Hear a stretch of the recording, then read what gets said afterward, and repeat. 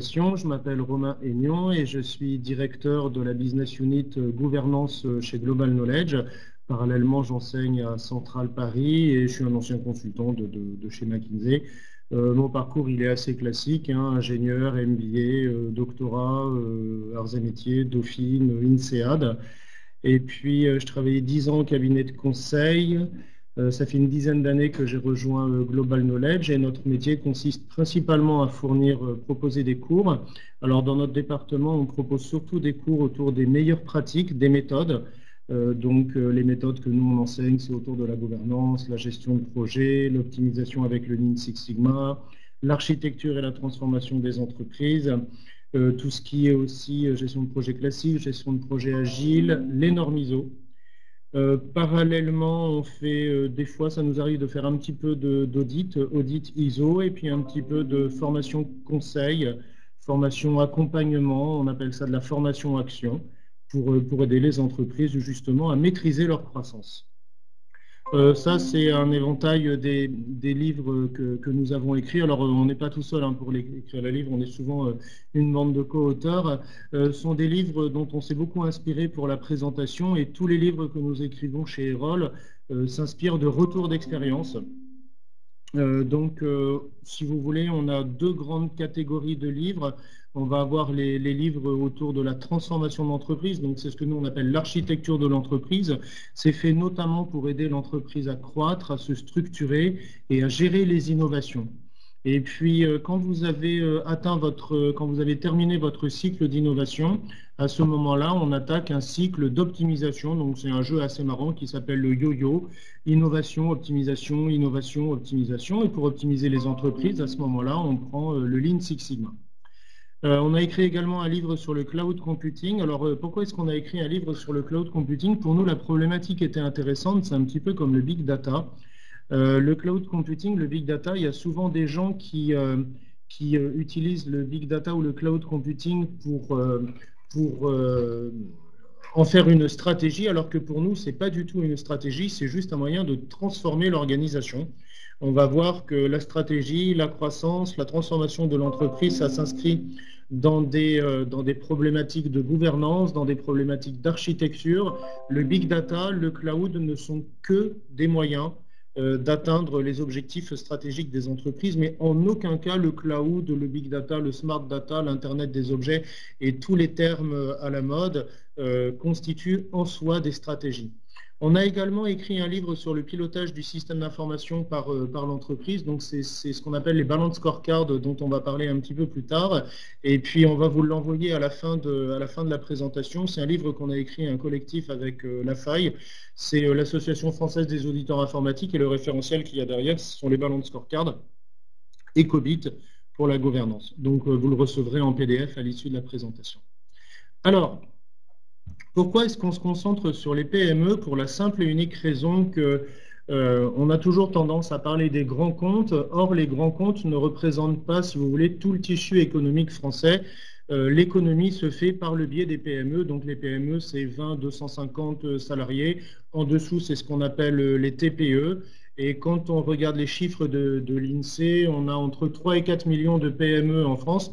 Alors les chiffres dépendent un petit peu en fonction de la manière dont ils comptent. Ça dépend aussi un petit peu des gouvernements politiques qu'il y a derrière, etc.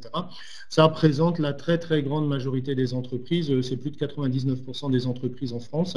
Et c'est quasiment 50% de l'emploi salarié en équivalent temps plein. Donc vous voyez que le tissu économique des PME est largement contributaire à la croissance et à la performance du tissu économique français.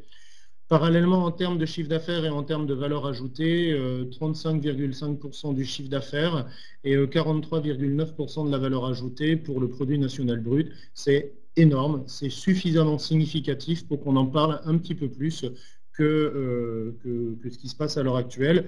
Les grandes entreprises font bien leur travail, les PME, probablement, à mon sens, sont plus innovantes que les grandes entreprises. En ce qui concerne les problématiques des PME, alors les problématiques des PME, elles sont nombreuses. Volontairement, on s'est arrêté à ces problématiques-là parce qu'on n'a que 30 minutes pour en parler et vous verrez que 30 minutes, ça n'est pas suffisant. Alors évidemment, il y a d'autres problématiques, hein. Il y a par exemple maîtriser tout ce qui est les besoins en fonds de roulement, maîtriser la problématique budgétaire, etc., etc. Dans le cadre de cette présentation, nous nous sommes arrêtés à le tableau de bord, les processus et leur optimisation. Donc ça, c'est la problématique des balance scorecards, la problématique du Lean Six Sigma et du BPM quand on parle de méthode.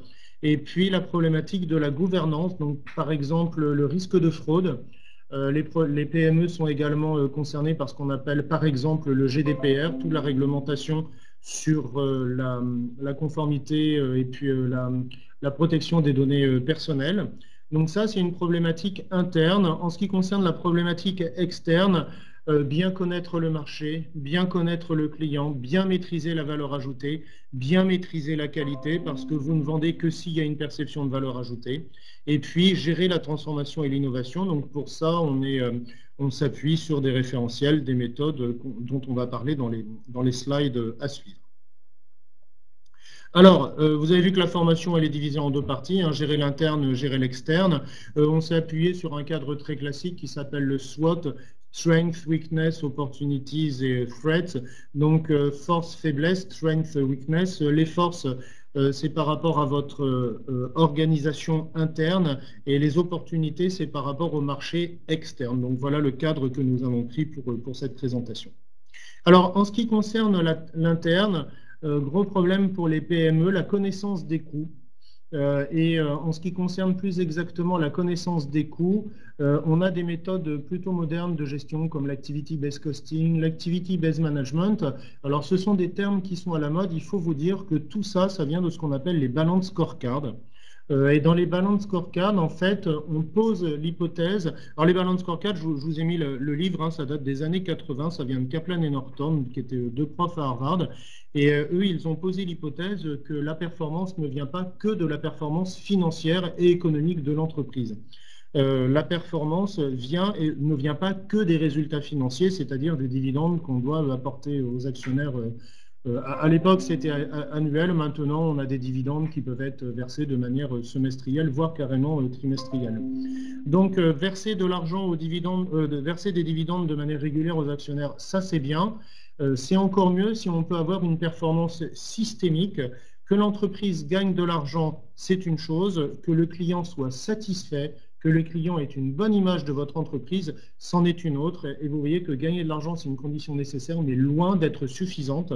Est-ce qu'on doit bien faire les choses, est-ce qu'on doit faire les choses de manière suffisante? Ça n'est plus suffisant à l'heure actuelle. On doit être dans l'excellence opérationnelle, on doit être dans l'avantage concurrentiel. Et si on n'arrive pas à se positionner de manière complètement globale par rapport aux clients, par rapport à vos processus internes, l'entreprise peut gagner de l'argent, mais pas être très productive. L'entreprise peut faire des gros chiffres d'affaires, mais ne pas être très rentable. Donc, parallèlement, il faut que l'entreprise soit apprenante. C'est toute la problématique du knowledge management. Par exemple, quand moi j'étais directeur de programme, directeur de projet, je réservais toujours 1% de mon budget pour former les gens à la direction de projet, parce que plus vous formez des chefs de projet, plus par la suite vous pourrez déléguer. Donc, vous voyez que la performance, c'est quelque chose de complètement global, c'est quelque chose de systémique, c'est quelque chose de quantitatif, c'est quelque chose de qualitatif, et on ne peut pas se positionner uniquement sur les résultats financiers. Les résultats financiers, c'est intéressant, mais sur le court terme. Sur le long terme, vous risquez assez vite d'assécher votre organisation. Donc ça, c'est toute la problématique des balance scorecards, et on va vous donner un livre à l'issue de la présentation. Autre problématique, des entreprises qui essayent de grandir, mais malheureusement, elles connaissent très très mal leur organisation en interne. Et du coup, elles sont coincées. Ça se traduit comment? Et ça se traduit qu'elles réinventent systématiquement la roue. Alors, par exemple, moi, j'ai des clients dans la banlieue, enfin à Lyon plus exactement. C'est une PME qui fournit des services informatiques à des grands comptes. Donc, c'est une société de services. Et leur problématique, c'est que comme ce sont des gens très bien, qui travaillent très très sérieusement, les clients arrivent. Et à chaque fois qu'il y a un nouveau client qui arrive, bah, ils ont tendance à proposer quasiment la même prestation d'un client à l'autre, seulement ils n'arrivent pas à automatiser, standardiser, homogénéiser la prestation. Ce qui font que les coûts pour chacune de ces prestations sont assez exorbitants. Ça peut être pour des services utiles, la gestion d'un incident informatique, ça peut être pour des projets de mise en œuvre, de transformation, etc. Donc, pour bien se connaître, il faut que l'on passe par ce qu'on appelle la gestion des processus. Alors pour ça, en Lean Six Sigma, on a absolument tout l'attirail. On a par exemple ce qu'on appelle les CIPOC, donc c'est ce que vous voyez en haut à gauche. CIPOC, c'est un acronyme, Supplier, Input, Processus, Output, Client. Donc l'enjeu est le suivant, l'enjeu consiste à comprendre le fonctionnement du processus dans son environnement global, et une fois que vous avez compris comment se situent les processus par rapport aux autres processus, à ce moment-là, vous allez dans le détail des processus. C'est ce qu'on appelle une Value Stream Map, une VSM, et vous regardez l'ensemble des activités de ces processus. Vous serez assez amusé de voir que le temps de passage d'une activité à une autre activité est largement supérieur au temps de déroulement de chacune des activités. Alors, qu'est-ce qu'on fait en Lean Six Sigma? En fait, on repère toutes les activités qui ne sont pas très productives, on repère tous les relais, tous les passages d'une activité à une autre, et on se rend compte qu'il y a des gaspillages, et on part à la chasse au gaspillage. Alors, excusez-moi, en fait, c'est ce qu'on appelle l'efficience ou l'excellence opérationnelle. Le but du jeu, c'est ne pas perturber le mode de fonctionnement de l'organisation, mais optimiser la manière dont elle fonctionne au quotidien. D'une manière générale, c'est simplifier le travail des gens. Alors, pour ça, on a des outils. Alors, on utilise les principaux outils du marché, hein, c'est Mega, Casewise, Harris, etc. Et ce que l'on fait, c'est qu'on modélise les processus. Alors, on a plusieurs catégories de processus. Là, vous voyez, ce sont des processus plutôt métiers, la finance, la compta, la gestion des opérations, les ventes, le marketing, etc. Donc, vous avez des visions purement macro. Typiquement, là, ce sont des CIPOC, donc le processus dans son environnement global. Ensuite, on peut aller à l'intérieur d'un processus et regarder les différentes activités. Donc là, c'est un processus de vente et de marketing. Ce sont juste des exemples, hein. On gère les campagnes de marketing, de prospection, d'avant-vente, etc. On va à l'intérieur des activités, puis on regarde les tâches, par exemple le traitement d'un bon de commande. Et on peut aller encore plus loin. À l'intérieur du traitement du bon de commande, on peut avoir des tas de procédures complètement standardisées, automatisées, et c'est à partir de là qu'on va pouvoir outiller ces processus avec, on peut faire du CRM, on peut utiliser des outils comme Salesforce, on peut utiliser des outils comme SAP, etc., etc. Donc vous voyez, on essaye de modéliser les processus de l'entreprise pour avoir une vision globale de la manière dont l'entreprise fonctionne, et ensuite on peut aller dans le détail. Et vous vous rendrez compte assez rapidement que dans votre entreprise, il y a quasiment tout. Et dès que vous avez une nouvelle prestation ou une nouvelle business unit ou un nouveau département, vous avez tendance à réinventer la roue alors que le processus fonctionne très bien dans le département juste à côté du vôtre.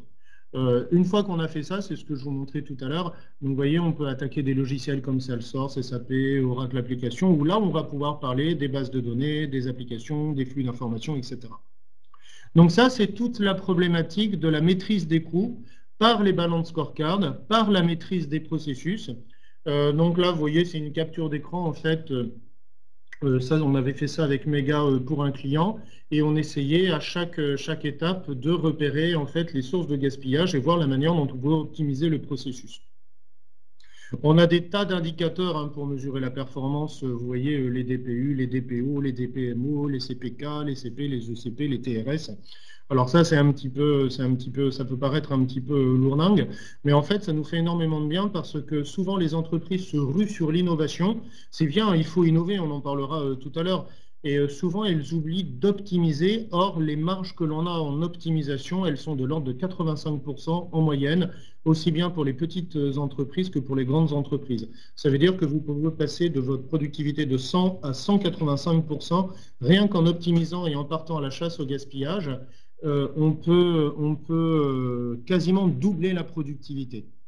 Alors, ma directrice marketing me dit qu'on a une question. Quel est le nom de l'outil? Alors, les trois leaders du marché pour ça, c'est Mega, donc c'est Mega International, le site. Ensuite, il va y avoir Casewise et puis donc CAWISE, qui a été racheté récemment par Erwin, ERWIN. Et sinon, il y a Harris Business Architect. Tout ça, ce sont des logiciels à la base d'architecture d'entreprise. Et on les utilise aussi bien pour modéliser les entreprises que pour faire des plans de transformation. On gère aussi les projets, on gère aussi les programmes avec tous ces outils. C'est les 3 leaders du marché. Alors, évidemment, tout le monde parle de Visio. Visio, c'est bien, hein, mais vous pouvez simplement faire des dessins avec des outils, les outils dont je vous ai parlé. En fait, vous pouvez également faire de la modélisation, de la simulation. Nous, ce qu'on fait souvent, c'est qu'on connecte ces outils, par exemple, à des outils de tickets d'incidents. Et vous pouvez à ce moment-là récupérer tous les indicateurs sur la performance de votre processus de gestion des incidents. Donc voilà les trois du marché, les 3 principaux. Alors, ce qu'on vous recommande, c'est vous utiliser les outils que vous voulez, vous utilisez les méthodes que vous voulez, mais vous vous inscrivez dans une démarche de gouvernance. Alors, la gouvernance, qu'est-ce que c'est? Souvent, quand vous demandez aux gens ce que c'est que la gouvernance, ça part un petit peu dans tous les sens. À la base, la gouvernance, c'est l'équilibre entre la conformité et la performance. Alors, la conformité, c'est quoi? C'est le fait que vous devez respecter tout un ensemble de règles, de lois. Alors, si vous êtes une banque, vous devez respecter BAL 2, BAL 3, une assurance, c'est le Code général des assurances. Tout ce qui est le secteur médical, vous avez la confidentialité sur les données médicales. En parlant de confidentialité, il y a de nouvelles lois qui arrivent et les entreprises devront être conformes dès l'année prochaine. Je pense au GDPR, toute la confidentialité des données personnelles.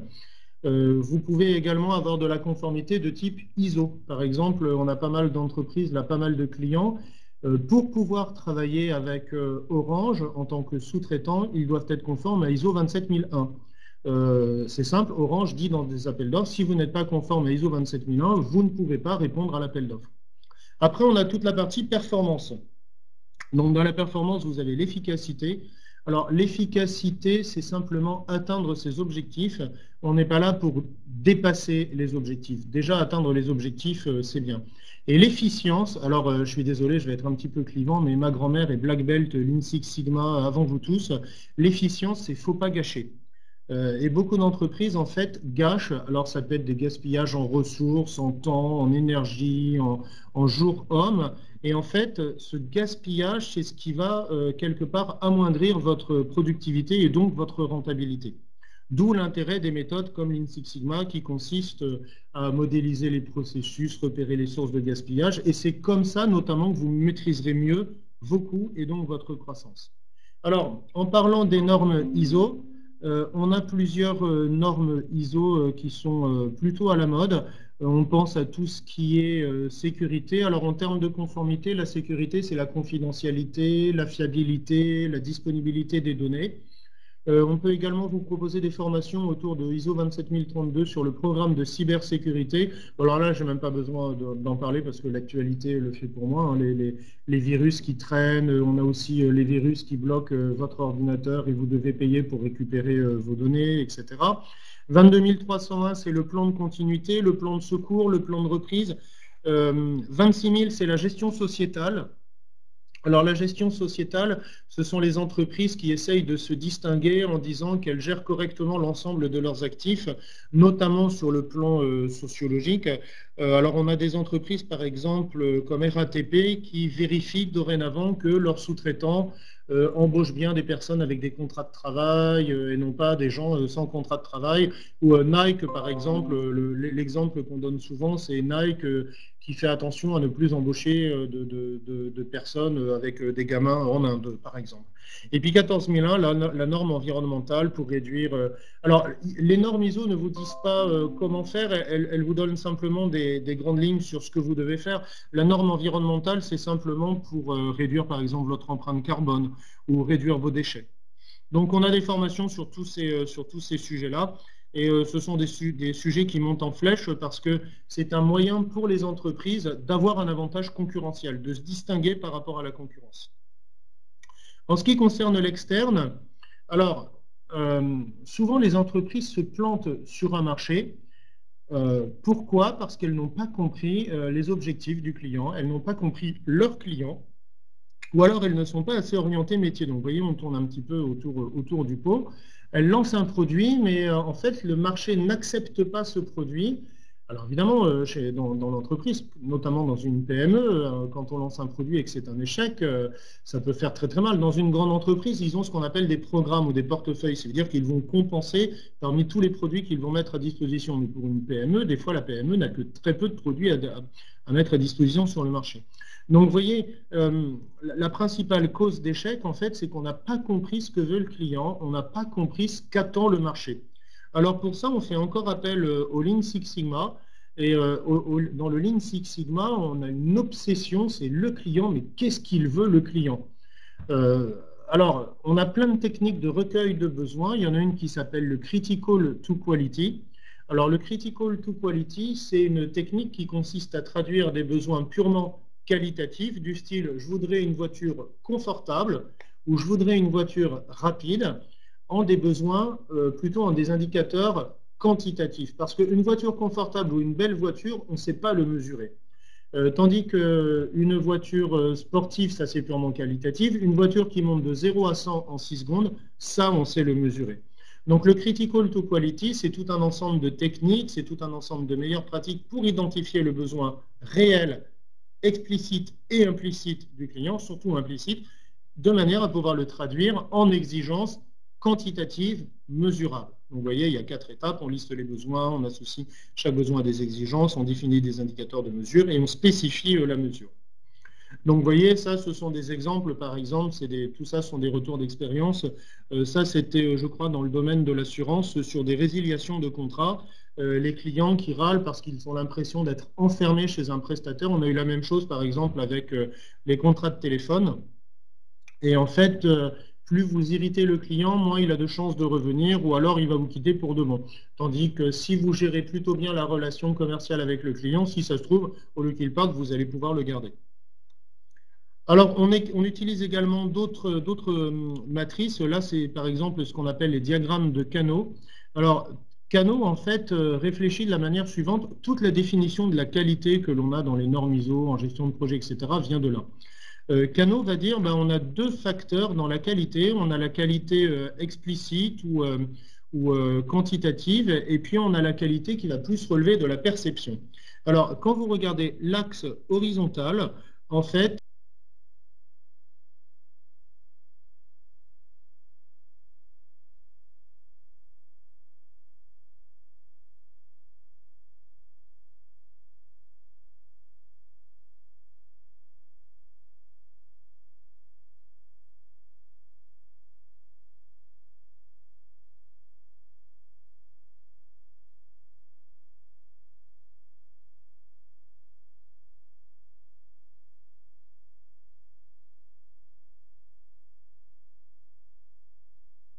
très bien. Bon, super. Bon, excusez-nous, c'est un petit problème technique, hein, c'est le direct. Hein. Alors, en fait, on disait que toutes les problématiques, toute la définition de la qualité vient de ce fameux diagramme de Kano. Et Kano avait dit, en fait, on a 2 types d'indicateurs de qualité. On a les indicateurs de qualité qui sont obligatoires. C'est ce qu'on appelle les must-have. Par exemple, si vous parlez de la sécurité dans une voiture, votre voiture doit être équipée de freins ABS, d'airbag, de fonctions de calcul de la distance et de freinage automatique. Et si ça n'y est pas dans votre voiture, c'est un critère d'achat qui fait que vous n'achèterez pas la voiture. Voilà. Donc ça, ce sont des fonctions quantitatives parce que c'est numéraire, c'est même binaire parce que soit ça y est et puis on a une chance de l'acheter, soit ça n'y est pas, mais c'est que là, on ne l'achètera pas. Et puis, on va avoir des fonctions attractives. Par exemple, la voiture a tous les indicateurs, pas tous les indicateurs de sécurité, mais toute la technologie en sécurité. Et en plus, elle est belle, et en plus, elle est confortable. Alors, le problème, c'est que mesurer la beauté et le confort d'une voiture, on ne sait pas. En revanche, on est bien dans la perception du client. Et vous voyez, c'est ce slide sur la qualité. On est bien dans la perception du client. Et le problème qu'on a par exemple dans l'informatique ou quand on lance un nouveau produit ou un nouveau service, c'est de ne pas tomber dans le point de vue de l'ingénieur. Parce que l'ingénieur, lui, il va avoir un cahier des charges, il va très vite tomber dans la conformité. Alors j'ai un exemple, par exemple, j'ai bossé dans une banque en tant que prestataire où on faisait des cahiers des charges fonctionnels à la Défense, à Paris. On envoyait ça à des codeurs, des programmeurs en Inde. Et puis on recevait l'application 2-3 mois plus tard, on disait mais c'est pas du tout ce qu'on a demandé, et ils nous disaient mais c'est exactement ce que vous avez écrit. Et à chaque fois, on s'en sortait pas parce que le cahier des charges est interprétable de plusieurs manières, et eux, du point de vue en tant que prestataire, tant qu'ils ont répondu aux exigences du cahier des charges, c'est conforme, c'est ce que vous avez en bas à droite. Et puis nous, on attendait des interfaces peut-être plus rapides, plus graphiques, plus intuitives, plus innovantes. On voulait de la création de valeur.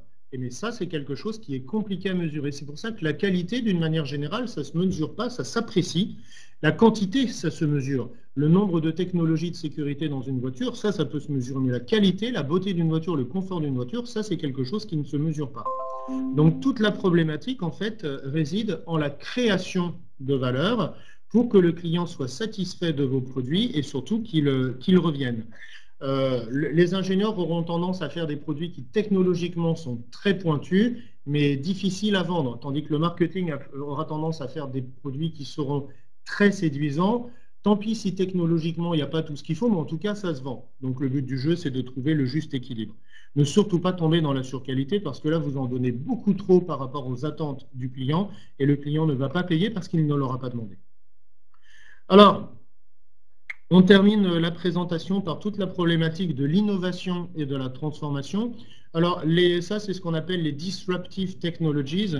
Ça change assez souvent, hein, les technologies émergentes qui risquent de chambouler un petit peu tout l'écosystème de votre entreprise.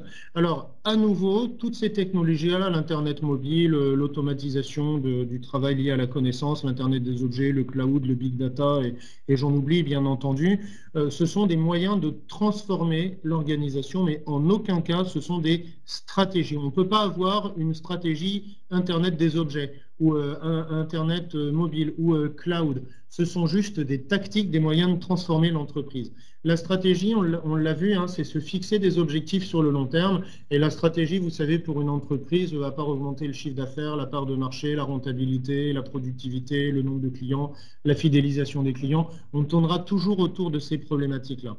Après, on a plusieurs moyens, donc c'est ce qu'on appelle la tactique, pour atteindre cette stratégie.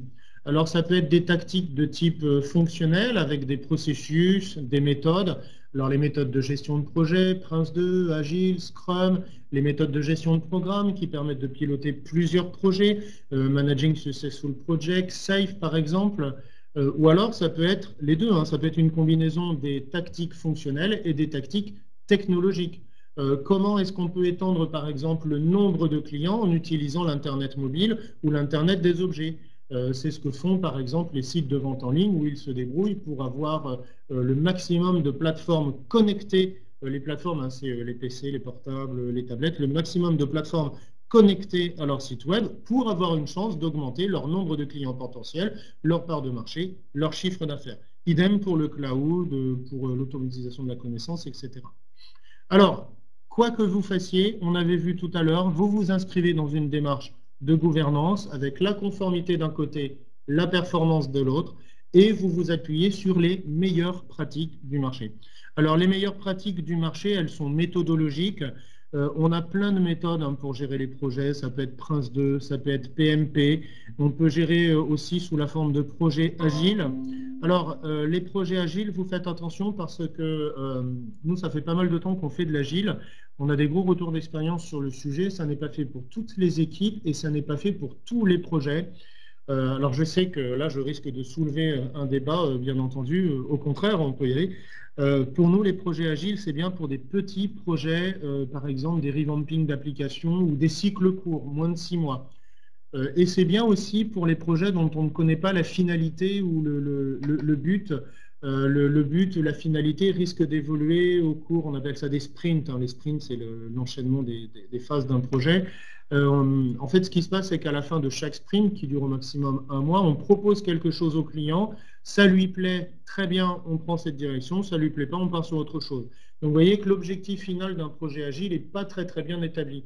En revanche, dans les projets classiques avec Prince 2, PMP, là vous avez un objectif et puis on ne sort pas de cet objectif. Donc je vous donne un exemple, après on pourra en discuter. Si c'est un projet de certification ISO 27001, prenez du classique parce que la finalité elle est connue. Ce qu'on veut c'est la certification ISO 27001 pour l'entreprise. En revanche, si c'est un projet de conception d'un nouveau produit, d'un produit innovant où les objectifs ne sont pas très clairs à la base, on va proposer et découvrir des choses en cours de route, prenez l'agile. Voilà.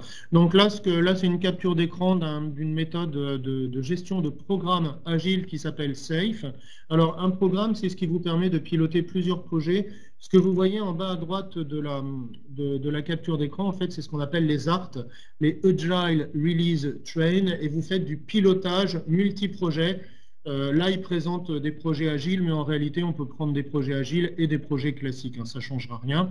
Ce qui est intéressant, c'est que le programme est relié directement, il est connecté directement en haut à gauche à l'architecte d'entreprise qui est chargé de la transformation de l'entreprise et puis au thème stratégique. Donc, vous voyez, c'est l'entreprise avec les thèmes stratégiques tout en haut à gauche. Donc, quel que soit le projet qu'on vous propose, il doit répondre aux objectifs stratégiques, aux objectifs de transformation, etc. Alors, on utilise des choses extrêmement classiques comme les business model canvas, les business case. Donc, tout ça, c'est ce que l'on vous montre dans les cours. Donc, ça, c'est un exemple. Hein, c'est celui de LinkedIn. Ce sera dans la présentation. Quand vous vous inscrivez dans une démarche de gouvernance et de programme, vous pouvez à ce moment-là mettre en place des matrices de décision. Donc là, on est bien dans une démarche de gouvernance. La gouvernance, il faut que les stratèges, la direction de l'entreprise décident et que les objectifs stratégiques qui ont été décidés soient mis en œuvre sur le plan tactique et sur le plan managérial et opérationnel. Donc, quand vous êtes dans un programme, quand vous êtes dans une démarche de gouvernance, d'architecture d'entreprise, vous pouvez mettre des matrices comme ça de décision et tous les projets qui sont présentés doivent répondre aux exigences de cette matrice.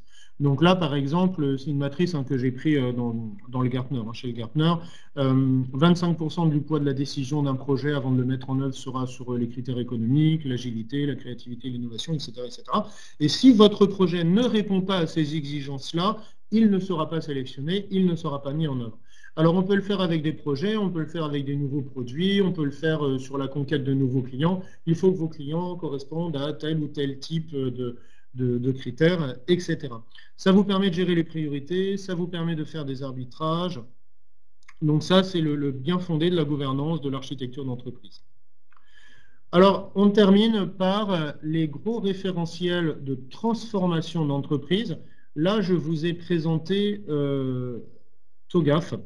TOGAF, en fait, c'est un des référentiels de transformation d'entreprise les plus connus, les plus utilisés à l'heure actuelle. En fait, TOGAF va un petit peu synthétiser tout ce qu'on s'est dit dans cette présentation. L'architecture d'entreprise, pour nous, c'est la transformation de l'entreprise. Et dans cette transformation, on inclut en grande partie l'innovation. Alors, vous voyez que la phase A, c'est la vision, c'est où l'entreprise va. Donc, c'est les objectifs stratégiques qu'elle s'est fixés pour les 3, 5, 10 ans à venir. Ensuite, ce que l'on fait, c'est qu'on va s'attaquer au business, au système d'information et à la techno. Ce sont les phases B, C et D. On va modéliser le business, le système d'information et la techno. Et ça se constitue ce qu'on appelle une baseline. Alors, quand on fait un audit, par exemple, on établit la baseline, la base de départ de l'entreprise. Ensuite, une fois qu'on a établi la base de départ, effectivement, on va modéliser la target. La target, c'est là où on veut aller dans les 3 ans, 5 ans à venir. Et évidemment, on va faire des architectures intermédiaires parce qu'on ne peut pas faire un plan de transformation sur 5 ans. On préfère faire 5 plans de transformation de 1 an avec des objectifs intermédiaires. Une fois qu'on a modélisé tout ça, la baseline, la target, la roadmap, on met en œuvre dans les phases E et F. Donc, c'est là où on parle de projet, c'est là où on parle de programme, parce que ça va être la gestion de projet qui va permettre de mettre en place toutes les roadmaps, toutes les feuilles de route de transformation pour atteindre les objectifs que nous nous sommes fixés. On fait de la gouvernance pour contrôler tout ça, et puis on gère les changements et on boucle là.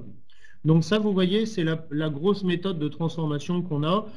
Contrairement à ce qu'on pense, ça ne s'applique pas que aux grandes entreprises, ça s'applique très bien aux PME. On a plusieurs retours d'expérience qu'on partage dans le livre qu'on a écrit sur le sujet.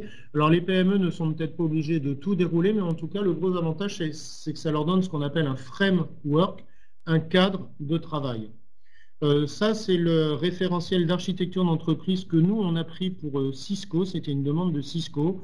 Ils ne voulaient pas faire du TOGAF pour plein de raisons, mais TOGAF les arrangeait bien. Donc, on a complètement remanié TOGAF pour construire ce référentiel qui s'appelle BATP, Business Architecture Transformation Programme. Alors, ce n'est pas présenté de manière itérative et incrémentale comme TOGAF, mais on retrouve quasiment la même chose. Donc, vous voyez que la transformation d'entreprise, l'architecture d'entreprise, l'innovation, ça peut être géré, ça peut être piloté de plusieurs manières. Alors, pour terminer, il va y avoir un autre webinaire qui aura lieu mardi sur la posture du chef de projet. Moi, je suis directeur en fait du pôle gouvernance et on enseigne principalement les méthodes. Tout ça, c'est très bien. Si vous êtes capable d'être un leader, si vous êtes capable de donner du sens, si vous êtes capable de gérer vos équipes, de gérer vos conflits, de gérer la relation avec le client, etc.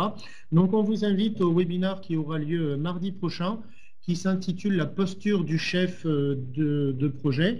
Et puis, j'aurai la chance d'y participer, d'introduire le webinaire. Et ensuite, il y aura une de nos intervenantes qui s'appelle Carole, qui est une ancienne DRH, qui vous parlera plutôt de l'aspect humain, organisationnel, sociologique, de la manière dont on gère les organisations, dont on gère les hommes et les femmes d'une entreprise. J'espère avoir répondu à toutes vos questions. Je suis à votre disposition pour y répondre. Donc, n'hésitez pas à poser des questions dans la petite fenêtre de chat.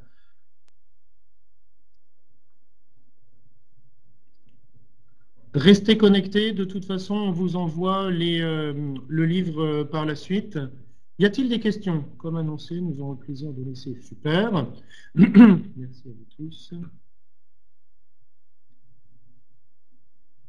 Avez-vous des questions? Je suis à votre disposition pour y répondre.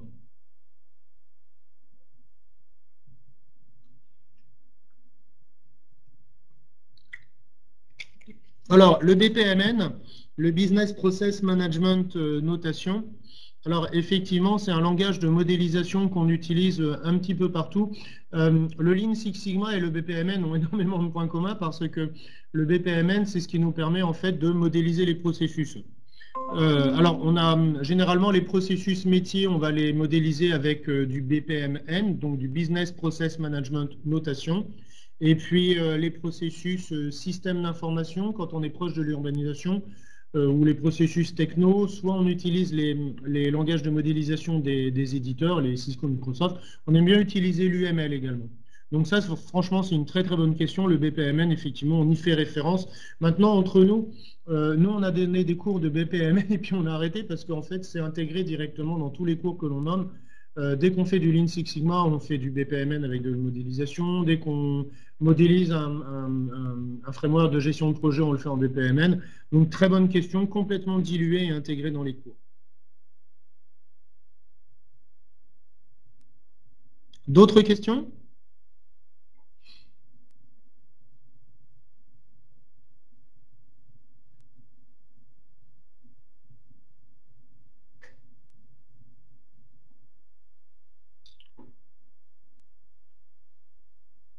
Vous avez insisté sur la modélisation et pas sur le workflow. Michel, vous posez d'excellentes questions. Alors, en parlant de workflow, vous avez raison de poser cette question. En parlant de workflow, c'est vrai qu'à l'époque, quand on modélisait les processus, on avait tendance à modéliser les processus plutôt par bloc, par activité, par tâche, par séquence. Et à l'heure actuelle, on utilise d'autres techniques de modélisation qui s'appuient beaucoup plus sur les flux. Alors, je vous ouvre directement TOGAF. Le système qu'on utilise de plus en plus, c'est ce qu'on appelle le Boundaryless Information Flow. Le Boundaryless Information Flow consiste à modéliser l'entreprise, les systèmes d'information, en partant d'un flux. Vous voyez là, ça fait un tuyau là. Ça fait un tuyau qui représente un flux d'informations. Et on repère en fait toutes les bases de données et toutes les applications qui sont en interaction avec ce flux. Alors cette technique de modélisation par les flux en budgétisation et en gestion des coûts, c'est Activity-Based Costing, Activity-Based Management qui passe par les flux et non pas par les différentes activités. Donc effectivement, Michel, c'est une excellente question que vous posez. On a tendance à privilégier la modélisation par les flux plutôt que par les blocs. Alors, TOGAF n'est-il pas trop lourd pour les PME? Non. Alors en fait, TOGAF s'adapte complètement aux PME. C'est pas à TOGAF de dicter sa loi, c'est à vous de dicter la loi à TOGAF. Donc là, je suis en train de vous afficher ce qu'on appelle l'ADN de TOGAF. J'ai ouvert TOGAF puisque vous me posez des questions. Alors, TOGAF est complètement paramétrable, personnalisable, customisable. Vous appelez ça comme vous voulez. C'est ce que je vous ai montré dans la présentation. Vous voyez, nous, on était parti de ça. Et puis, le client voulait quelque chose de différent et on a abouti à ça. Et on est complètement parti de TOGAF. Donc, on peut complètement personnaliser TOGAF. De toute façon, quand vous êtes une PME, il y a certaines choses dans TOGAF qui ne vous intéressent pas forcément. Vous prenez, ce sont des meilleures pratiques, ce ne sont pas des normes. Les meilleures pratiques, en fait, vous prenez ce qui vous intéresse et ce qui ne vous intéresse pas, ce qui ne vous concerne pas ou ce qui est fait par des prestataires, vous leur confiez, mais vous n'êtes pas obligé de tout déployer. C'est comme COBIT. Dans COBIT, vous avez une cinquantaine de processus à auditer. On n'est pas obligé d'auditer tous les processus. Vous n'auditez que ceux qui ont du sens pour votre entreprise. J'espère avoir répondu à la question. La PME en Côte d'Ivoire, c'est entre... Oui, voilà, oui, ben on est proche. Vous voyez, c'est 24 250. Rapport TOGAF et ITIL. Alors, ITIL, ça va être ce qu'on appelle un architecture building block dans TOGAF. Alors, c'est quoi tout ça? TOGAF, c'est la transformation des entreprises et ITIL, c'est la gestion de services. La gestion de services, c'est quoi? C'est tout ce qui va être support utilisateur et tout ce qui va être maintenance. Donc, ça va être des processus comme gestion des incidents, gestion des changements, gestion des mises en production, la gestion des contrats. Alors, il y a beaucoup de choses dans TOGAF que l'on va reprendre d'ITIL, par exemple la notion de gestion des contrats. TOGAF est très opportuniste. Si vous faites déjà des choses dans ITIL qui marchent, par exemple bien gérer la relation client-fournisseur avec la gestion des SLA, des contrats, TOGAF va le reprendre. Maintenant, pour TOGAF, ITIL, c'est juste une méthode qu'on va appeler un architecture building block. Alors, je vous le montre vite fait. Ça va être dans le continuum, ici. Donc, ça va être des méthodes que l'on va pouvoir réutiliser au sein de l'entreprise. Donc, par exemple, si vous travaillez dans une PME qui vend des contrats ITIL à un client, on peut très bien s'appuyer sur les contrats ITIL qu'elle vend à un client pour essayer d'étendre le périmètre et vendre à peu près les mêmes contrats ITIL à un autre client. Mais vous voyez, ça, c'est juste un bloc dans TOGAF. C'est juste un morceau de la transformation et de la croissance de l'entreprise. D'autres questions? Alors, on vous remercie pour votre participation. Je vous envoie l'adresse, l'email pour nous envoyer des questions. Donc, c'est info@globalknowledge.fr. J'ai fait une petite... voilà. On sera ravis d'y répondre, bien entendu. On y arrive. Voilà, info@globalknowledge.fr. Merci infiniment. On vous envoie le livre. On vous envoie la présentation avec toutes les coordonnées et puis n'hésitez pas à nous contacter, n'hésitez pas à venir vous voir, on sera ravis de répondre à votre question. Merci, à bientôt.